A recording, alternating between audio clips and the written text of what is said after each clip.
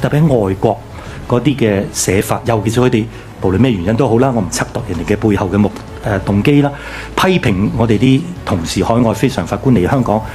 每一次你嚟香港，你有幾多10萬嘅報酬嚟嘅，所以你嚟啦，又搭乜嘢機票，又有人招呼你，香港又點咁樣。我諗當然就係呢啲，如果你講得最好嘅，你當佢係唔知情啦，係咪啊？講得差嘅呢啲真係可能真係惡意嘅攻擊。咁成功嘅，就算佢都退咗休嘅退休法官，即係個商業市場需求係好高嘅，佢哋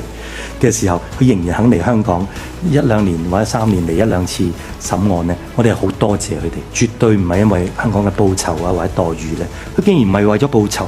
咁佢為咗乜嘢而嚟呢？除咗一個原因，呢啲人係頂尖嘅法官，佢知道邊度地方佢可以繼續嘅秉行公義，發揮去做法官